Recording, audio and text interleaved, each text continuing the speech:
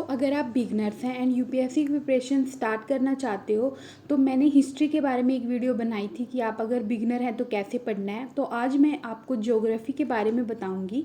तो mainly geography में भी आपके पास एनसीईआरटी ही हैं जो आपको पढ़नी है।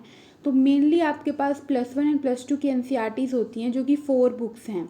2 आपकी 11th की हैं एंड 2 आपकी 12th की हैं।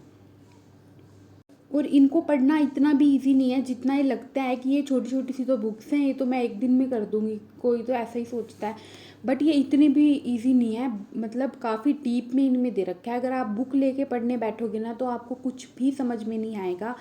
अगर आपको इनको अच्छे से पढ़ना है ना तो आपके पास कोई टीचर होना चाहिए जो आपको समझाए ये सारी चीज़ें।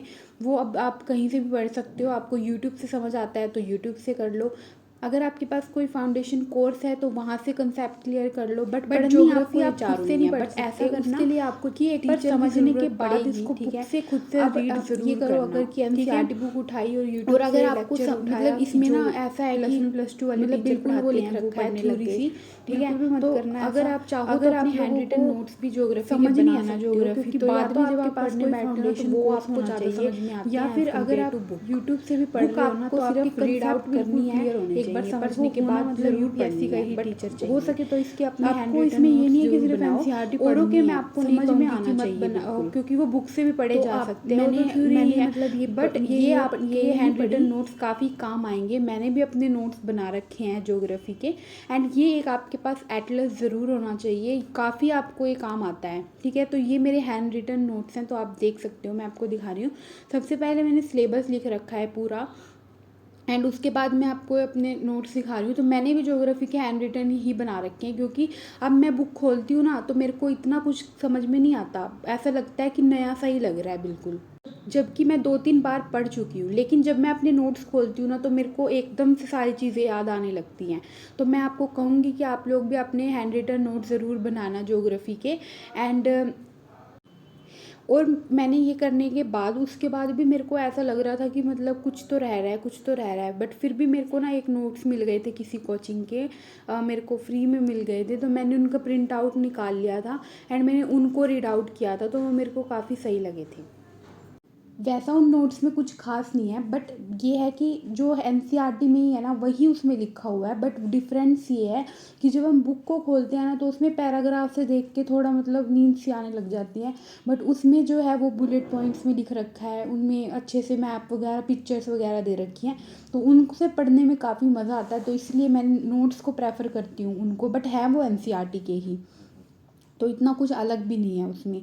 तो अगर आपको भी बुक एक बार ज़रूर पढ़नी है, लेकिन मैंने भी बुक पढ़ी हुई है, मैं आपको दिखा भी दूंगी अभी कि मैंने उनमें काफ़ी मतलब लिख भी रखा है। बुक मैंने ज़रूर पढ़ी है।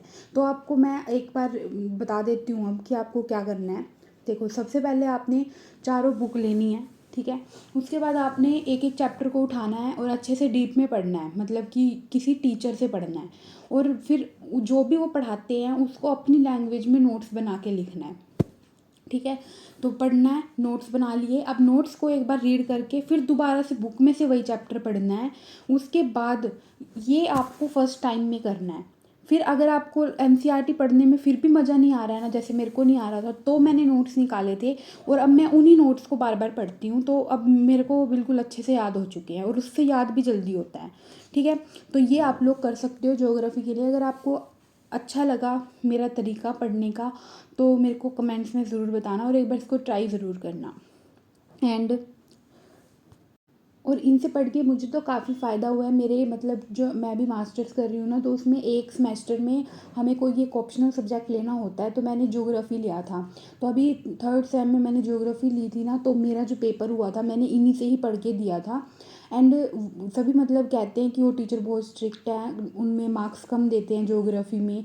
बट फिर भी मेरे काफ़ी अच्छे मार्क्स आए थे। मेरे सिर्फ 6 मार्क्स जो हैं वो कम आए थे, ठीक है।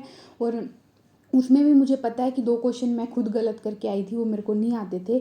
तो उस वजह से तो आप लोग भी बिल्कुल ट्राई कर सकते हो इस तरीके से। So thank you so much. और अगर कुछ भी डाउट है तो आप लोग कमेंट्स में पूछ सकते हैं।